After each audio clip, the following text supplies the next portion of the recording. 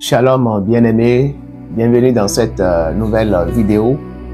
Dans cette vidéo, je vais parler du prophète Eli Pada et le prophète David Jérémie. Nous savons tous que depuis quelques mois, ça fait déjà pratiquement 4 mois que nous parlons du prophète Eli Pada et aussi Jérémie David. Et jusqu'à présent, on n'a pas vraiment une conclusion comme cela se doit. Aujourd'hui, j'étais en train de réfléchir surtout sur le prophète aimé David. Et je ne me sens pas trop à l'aise par rapport à lui, son cas. Parce que lui, tout au moins, nous savons là où il se trouve et la conclusion même de ce qui lui a amené là-bas. À savoir, il a été condamné pour 1 an de prison, plus une amende de 300 000, selon les informations que nous avons reçues. Ce qui me trouble la tête, c'est que ceci dépasse la force de l'Église. Est-ce que l'amende de 300 000 et le rachat même de 12 mois pour que le monsieur puisse retrouver son église et sa maison est à la hauteur de l'église?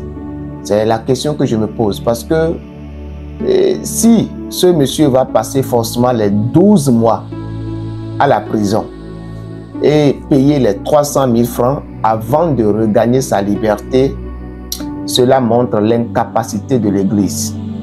Cela montre que nous, en tant qu'église, nous parlons seulement de la bouche que nous sommes forts. Nous parlons seulement de la bouche que nous sommes puissants. Nous parlons seulement de la bouche que nous avons reçu le pouvoir et que rien ne nous est impossible selon la foi. Mais en pratique, nous ne pouvons pas le démontrer. Parce que je suppose que ce soit un homme politique qui était condamné à 12 mois de prison. Moi, je pense que nous allons voir seulement cela sur papier. Mais sa partie politique va automatiquement agir pour qu'il recouvre rapidement la liberté au lieu de passer tout ce temps dans la prison. Mais nous, en tant que chrétiens, en tant qu'enfants de Dieu, qu'est-ce que nous sommes en train de faire? Est-ce que nous allons croiser les bras, le voir en prison jusqu'à les 12 mois, où les chrétiens, ceux qui sont dotés de pouvoir, ceux que Dieu par grâce les a placés dans des postes, comme au temps des Juifs, au temps de Mardochée, Dieu avait fait grâce et Dieu savait ce qui allait arriver à son peuple. Et il a permis que Esther puisse monter au palais royal. Et quand le jour J, Esther n'avait pas compris ce pourquoi elle était dans le palais royal, elle avait voulu refuser la demande de son oncle Mardochée. Et Mardochée va lui dire, qui sait si ce n'est pas pour les jours comme celui-ci que Dieu a permis que tu te retrouves dans cette position, que tu te retrouves à ce poste. Alors, si tu ne veux pas agir, sache que Dieu peut susciter le secours ailleurs. Comme Esther a entendu cela, elle s'est ressaisie et elle a dit à ses serviteurs, allez donner cette nouvelle à Mardochée, de jeûner, lui et tous les Juifs. Moi aussi je vais jeûner, je vais implorer la miséricorde de Dieu et j'irai affronter le roi, même si c'est pour mourir. Je suis prêt pour sacrifier ma vie et à cause de la liberté du peuple juif. Et nous savons tous l'histoire que quand elle s'est levée pour faire face à la mort, elle n'est pas morte. En cela, Jésus-Christ dit, celui qui va préserver sa vie va la perdre, mais celui qui va perdre sa vie à cause de lui va la regagner. Qu'est-ce que nous, chrétiens, que Dieu a placés dans des positions, dans des postes élevés, sont en train de faire aujourd'hui?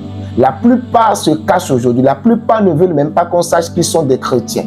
La plupart ne veulent même pas qu'on sache que ils portent le nom de Jésus-Christ. Pourquoi? Parce que on va leur demander de l'aide. On va leur tendre la main. Mais vous ne savez pas que c'est à cause de cela que Dieu vous a placé dans ces postes. C'est à cause de cela que Dieu vous a béni. Dieu vous a donné de l'argent. On a besoin de l'argent pour aller racheter ces mois afin que l'homme de Dieu puisse regagner son église. L'homme de Dieu puisse regagner sa famille, sa femme et ses enfants. Mais vous êtes bénis, vous avez des millions, voire des milliards et vous ne voulez pas investir. Vous êtes bénis, vous avez le droit de dire un mot et les choses vont changer et vous ne voulez pas parler. Et vous pensez que quoi? Ça n'arrive qu'aux autres. Ça peut aussi t'arriver un jour.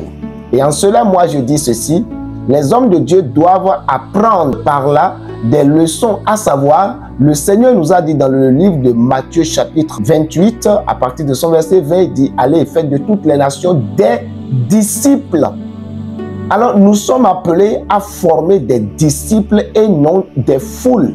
Après qu'ils donnent leur vie à Christ, faisons l'effort de faire de cette foule des disciples. Si un pasteur ne prend pas son temps pour former autour de lui des disciples, quand des moments comme ça arrivent, il va se retrouver seul.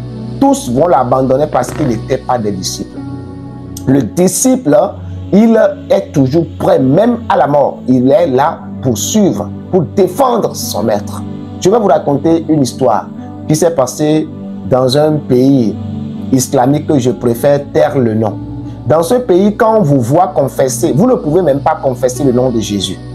Quand on vous voit, on vous surprend avec la Bible seulement, même dans votre téléphone, vous êtes automatiquement exécuté. Vous êtes exécuté automatiquement.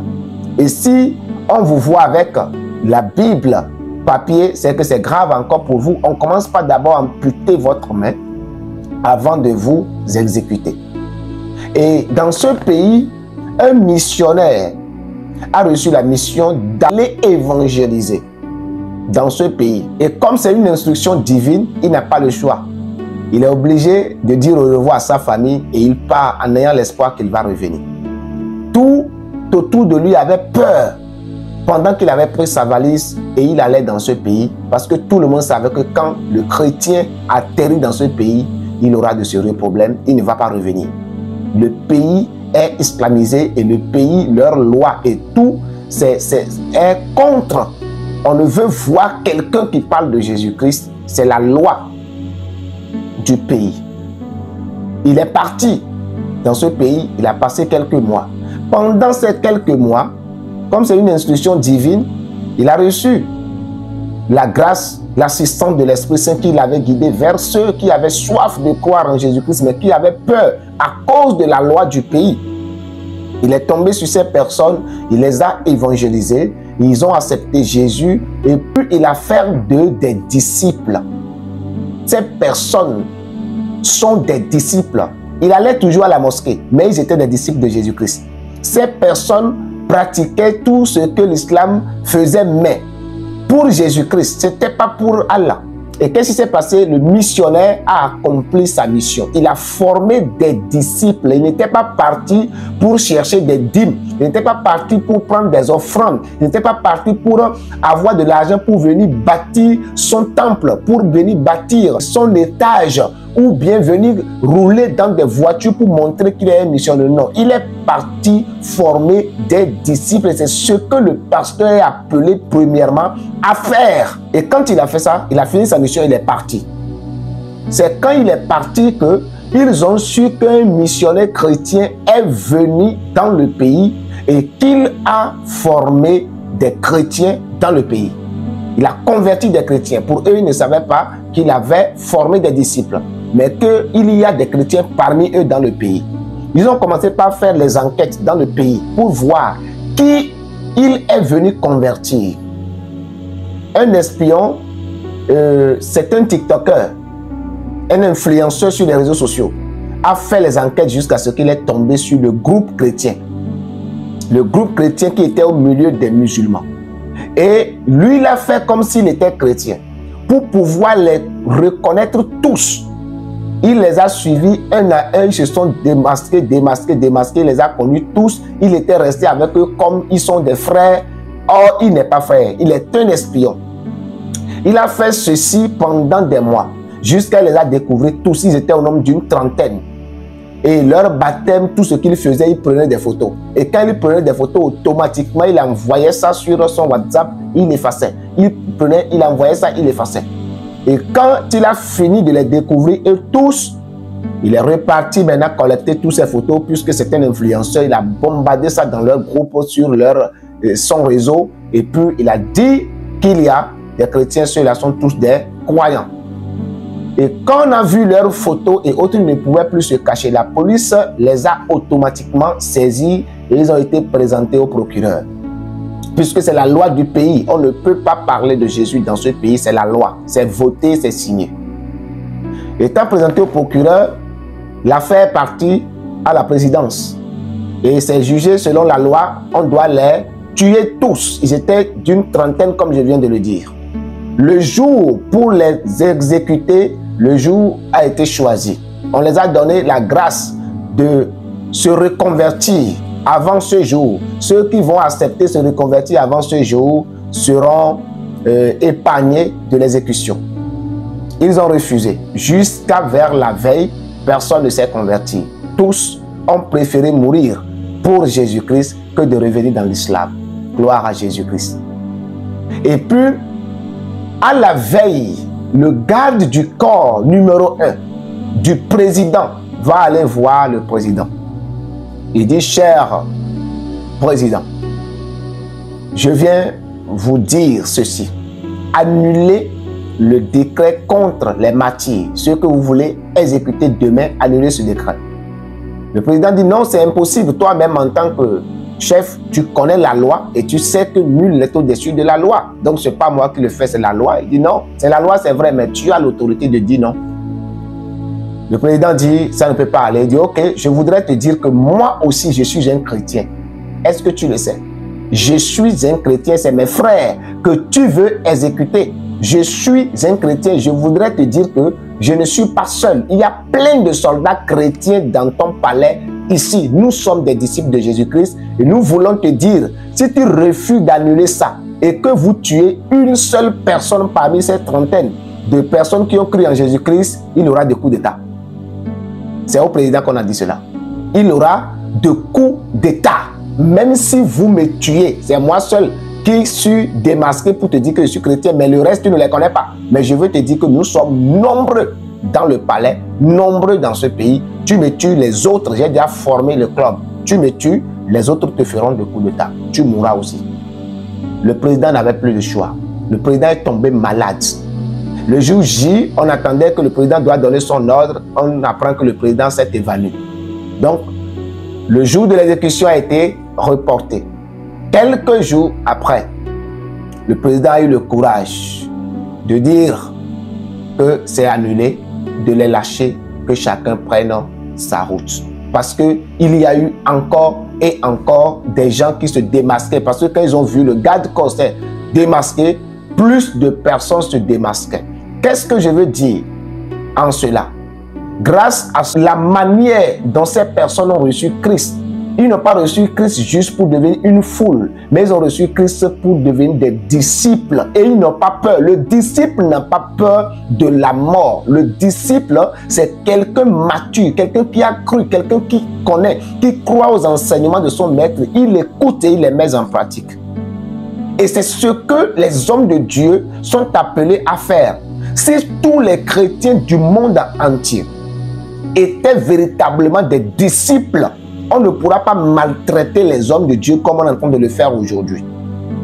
Et ce qui est pire, c'est que derrière cette maltraitance des hommes de Dieu, il se trouve encore d'autres, soi-disant aussi des hommes de Dieu, des pasteurs, des bishops, des prophètes, qui sont derrière cette affaire, à qui on donne des papiers signés et ils signent. Ils signent pour la prison de leurs frères. Ils signent pour la mort de leurs frères. Pour quelle raison? À cause de l'argent, de la gloire. À cause de l'argent. Puisque si le prophète est là, c'est comme s'il ramasse toute une foule derrière lui et vous n'aurez pas pour vous. Il vide les églises. Mais l'église là, est-ce que c'est pour toi? L'église n'appartient à personne, c'est pour Jésus-Christ l'église. Et si Jésus décide d'envoyer ses enfants vers telle personne pour l'écouter, où est toi ton problème? Bien-aimés dans le Seigneur, revenons à la vérité. Ce qui concerne le prophète Eli Pada, voyez, jusqu'à présent le silence. Mais nous croyons, comme je l'ai dit, l'homme de Dieu est toujours vivant. Mais regardez cette guerre qui s'élève toujours contre tous ceux-là qui sont en train de lutter, qui sont en train de crier, qui sont en train de sonner la trompette pour que un jour cet homme soit réellement libéré, qui sont en train de crier dans les oreilles des détracteurs de cet homme. Comment ces personnes sont persécutées? Ils sont persécutés jusqu'au point où ils sont prêts pour abandonner. Bien-aimés dans le Seigneur, si vous êtes homme de Dieu, faites autour de vous des disciples et non des foules. Vous êtes un croyant, faites tout possible pour devenir un véritable disciple et non un simple chrétien qui va juste à l'église payer sa dîme, payer ses offrandes, danser et revenir. Cela ne suffit pas.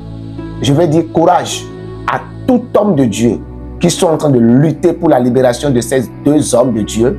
L'Éternel Dieu qui n'oublie personne, qui n'oublie l'œuvre de personne, vous bénira au nom précieux de Jésus-Christ de Nazareth. À tous ceux qui sont en train de lutter pour la cause du prophète Eli Pada et qui sont attaqués spirituellement, attaqués physiquement, que l'Éternel, le Dieu qui est le véritable bouclier que personne ne peut combattre, soit votre protecteur au nom précieux de Jésus. Je voudrais dire, tant qu'il reste à faire, rien n'est encore fait. Le prophète Eli Pada n'est pas encore sorti. Alors ne peut pas déposer les armes. Que le bishop Melchisedec Ignace ne dépose pas les armes. Que tous ces hommes de Dieu ne déposent pas les armes. Continuons par prier. Continuons par prier et la grâce de Dieu nous localisera. Que Dieu vous bénisse où que vous soyez. Au nom précieux de Jésus-Christ de Nazareth. Amen.